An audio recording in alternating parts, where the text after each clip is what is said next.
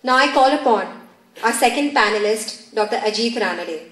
Dr. Ajit Ranade is the Chief Economist at the Aditya Birla Group. Apart from being an alumnus of the IIT Mumbai and the IIM Ahmedabad, he has been a consultant to the World Bank. Dr. Ranade is one of the most respected personalities when it comes to any discussion on economics or finance. He is a member of the Governing Council of the Banking Codes and Supervisory Board of India. He chairs the research panel of the Indian Institute of Banking and Finance. Also, Dr. Ranade regularly contributes with articles in the media on issues of national interest. So, ladies and gentlemen, let's welcome Dr. Ranade. Thank you, Seema, for the very kind introduction. Good evening, friends.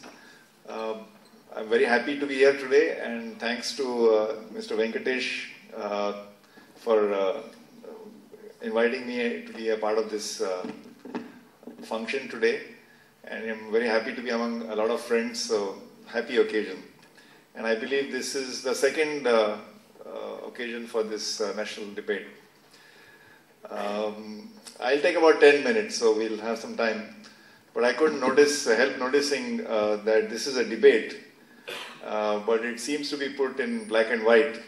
So my 10 minutes to you will be to try and motivate some nuances. Sometimes there are gray areas, so it may not be as black and white. So I thought, I mean, these are just opening remarks, so please bear with me. And I thought we'll just keep it very anecdotal, rather than any deep theory or, we have, of course, a very expert insight into what, from the regulatory point of view, or the pitfalls.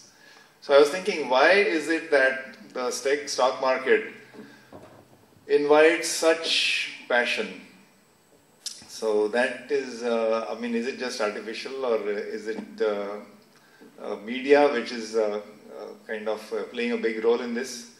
But just in case that you thought, the reason I ask this is because if you look at the stock market, at least in India, and I stand to be corrected if the numbers are not right, but I believe there are something like 5,000 listed companies in India, if you count all the stock market, the stock exchanges. I mean, there is the two national stock exchanges. There are active. There are very inactive companies. Okay, so 5,000, Mr. Andaram says something like 5,000, maybe 7,000. So if you take all the listed companies in India and then try to find out how much value they add in terms of economic output. What is the economic value added by a company? For example, I come from the Birla Group, so I'm here, by the way, I'm not a spokesperson for the group, but I just want to give an example. We have an aluminum company. So we convert, let's say, the aluminum ore called bauxite into aluminum, and then we sell. So the net value added of the company is what we pay for the inputs, and then what we receive as revenue for the output. The value added by a company is not the turnover of the company. I just wanted to emphasize that to you. For example, the largest company in the world by turnover, is not an oil company. It is a company called Walmart. Thank you. So we, of course, have a very enlightened audience, so I have to be very careful. So the biggest company in the world, in fact, is Walmart. But the value added by Walmart is not its turnover. So similarly, if you take all the listed companies in India and try to find out how much value they add, and as you know, the total value added by all the economic entities in the country, in this land called India, is what we call, in an annual sense, in 1 year, is what we call GDP. That's the annual output or annual national income of the country. And this national income or this national output is contributed by various entities, including firms, small and medium firms, large firms, agriculture, services, and so on. So if you take the listed companies in the stock market, how much value do they add? What fraction of GDP do they account for? And the surprising number is that it is not even 10%. Perhaps 9%. So 91% of GDP is outside the stock market. Then why is it that the stock market arouses such passion? Another example of this passion, I don't know if you know, while our headlines in India have been dominated by discussion of 2G scam or various scandals and all kinds of and inflation in our neighboring country, not to the west but to the east. Do you know what the headlines have been about? I'm talking about Bangladesh. There, the spirited and inflamed passions about the stock market. And so much so that I think about 10 days ago, they had to bring in the police. There was firing. Some people got very severely injured. It was a bloody riot. And these riots didn't happen only in Dhaka. They spread to the southern city of Chittagong. We're going to have a movie on Chittagong, by the way. I don't know if it's already released. Oh, it's got released, that Gowarikar movie. So the topic was stock market. Why? Because the stock market fell by about 9 or 10% in 1 hour on that day. Now I just want to tell you a little bit, because we think that India, National Stock Exchange, Bombay Stock Exchange, 5th or 3rd largest in the world by transactions, and sometimes we ignore the reality just in our own neighborhood. I'm not even talking about our northern neighbor. So Indian stock market during calendar year 2010 went up by 11% as a whole. I'm talking about the index.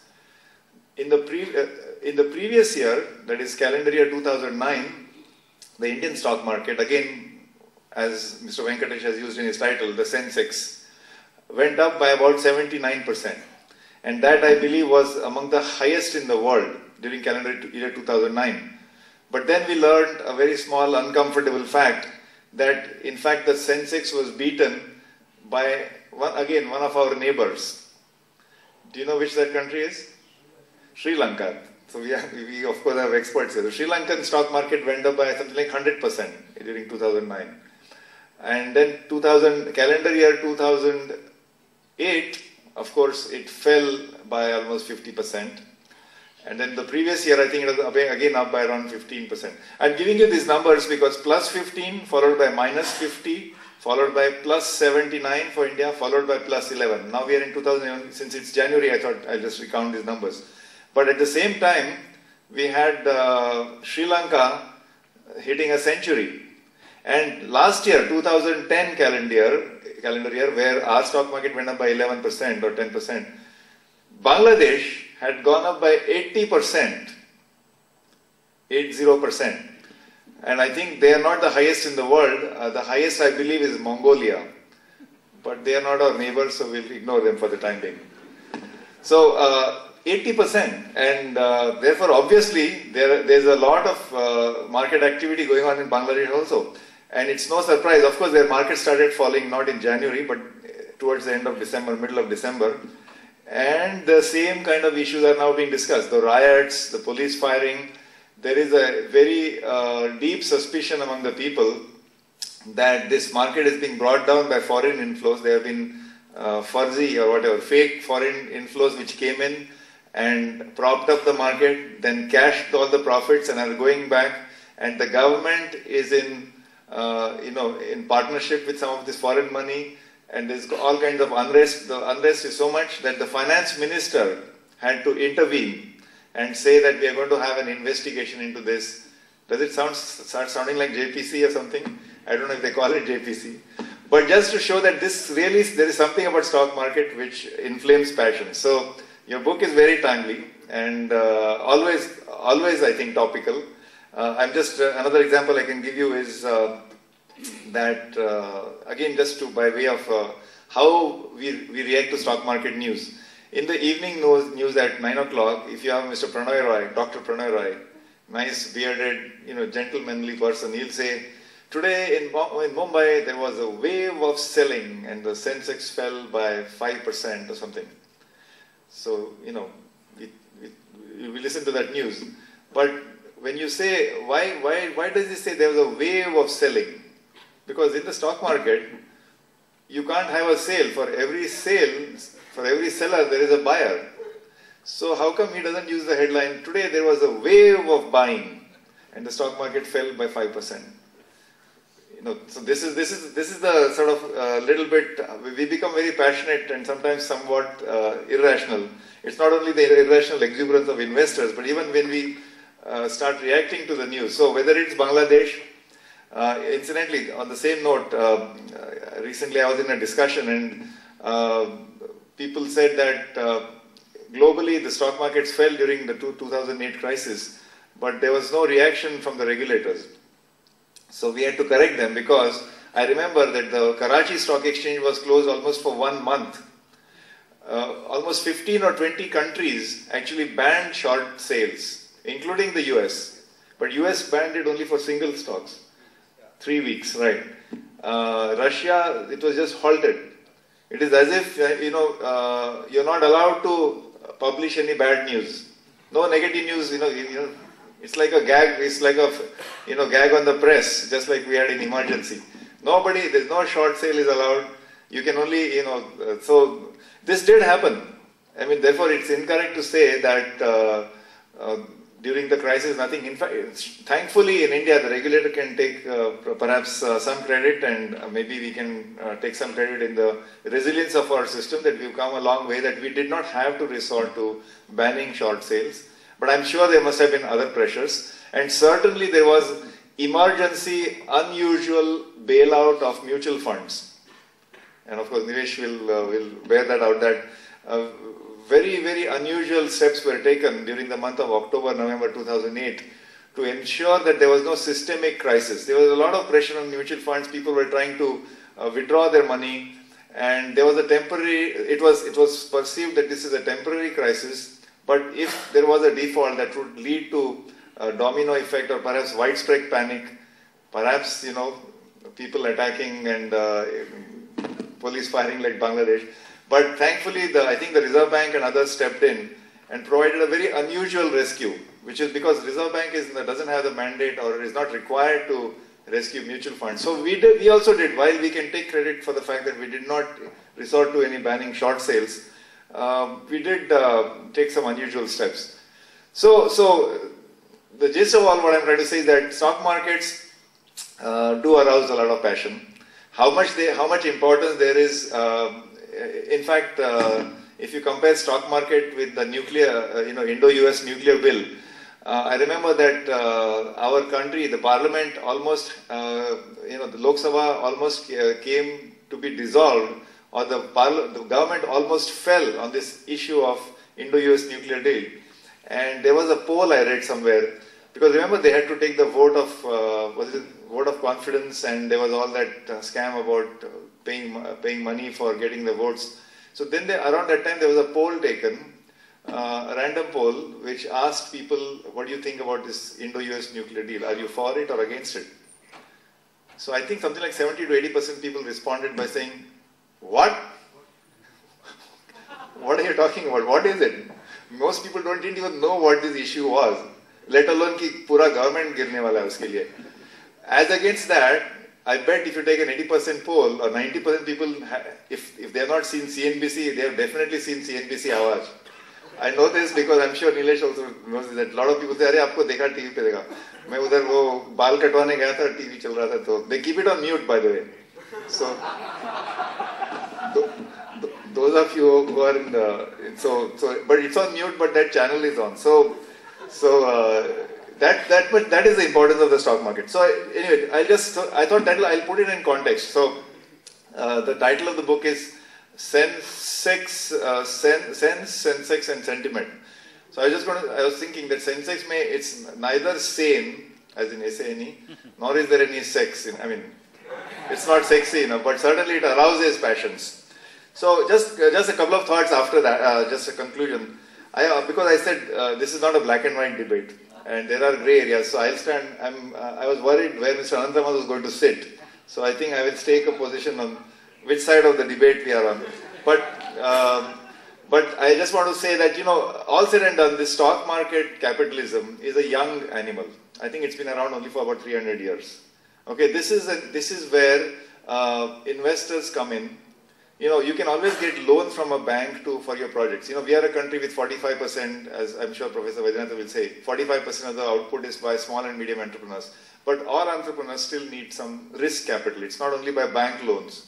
In the very old days, you had farmers, and they used to keep 1/10 or 1/6 or 1/15 of their part of their grain output, corn output, maize, rice for next year. That was the investment. But that works only in a very, very primitive agrarian society. As the society evolves, you need some avenues for investments. Now, investing capital can come from the bank, from savers, but investment capital can be of two natures. There is risk capital. So you need to mobilize this capital, and one of the mechanisms for that is what is called shareholder capitalism or share market capitalism. And the stock market is simply a mechanism or an exchange to enable anonymous exchanges. So, but this institution is only 300 years old. So it is still evolving. But this is an institution which, nevertheless, I just want to say, it has resulted in one action last year, which is unprecedented, I think, in the history, at least in the known history. This is about, I'm talking about philanthropy. You know, Mr. Bill Gates, and along with someone he persuaded, which is Warren Buffett, together have pledged something like $100 billion, I think, $100 billion towards philanthropy. And they are committed. I mean, one big action that I'm aware of what the Gates Foundation does is committed money for the malaria vaccine. See, malaria is a disease of the poor, typically. It's a tropical disease. It affects only mostly developing countries and certainly a country like India. It's no wonder that private companies all these years never had the incentive to develop a malaria vaccine, because it's probably not such a relevant disease in the richer countries. So it needed a big push, either by the world, UN kind of, WHO kind of authority, or government of India, or a philanthropist like Gates Foundation. Now the point is, where did this wealth come from? Where is this huge amount of money that they are now committing towards philanthropy? And they are trying to persuade other billionaires in the world. They went to China recently. They had a dinner with some 50 Chinese billionaires. I'm sure they'll come to India one of these days. But where did that money come from? Where did that wealth come from? Mr. Gates is a first generation billionaire. He didn't inherit it. His father or grandfather was not a Maharaja. They didn't have kingdoms. It is all because of stock market. So, whatever you might think of Bill Gates, but I think this action is really something which really changed everything. I mean, this kind of philanthropy was not seen, even though Americans have a history, much longer history of philanthropy because of their the so-called robber barons of the 19th and 18th century. But this wealth was created by the stock market. That's what I wanted to say. And we can actually go on and on about this topic, because I'm thinking of Mr. Premji in our country also, who has pledged something like 8,000 crores towards education. And that his wealth also is largely actually the possibility of this wealth being given towards philanthropy is because of the stock market. So I think I'll stop there just because I wanted to put this before you, because I'm sure there'll be a lot of other people saying, because the book I know is, of course I have read parts of it, it's full of cautionary tales. So there'll be a lot of stuff against stock markets or caution, but I thought I'd just put this in perspective. Thank you. Thank you.